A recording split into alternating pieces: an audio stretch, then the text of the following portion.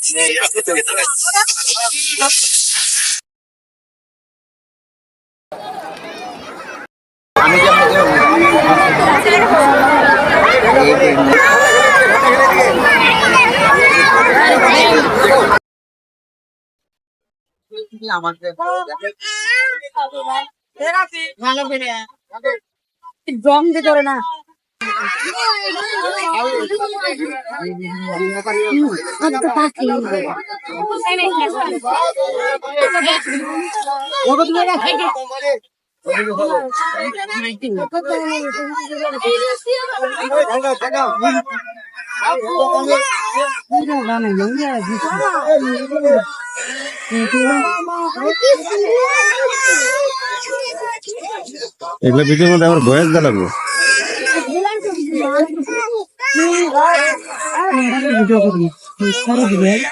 ভিডিওটি দেখার জন্য সবাইকে ধন্যবাদ। সেই সাথে আমার ইউটিউব চ্যানেলটি সাবস্ক্রাইব, কমেন্ট ও শেয়ার করতে ভুলবেন না।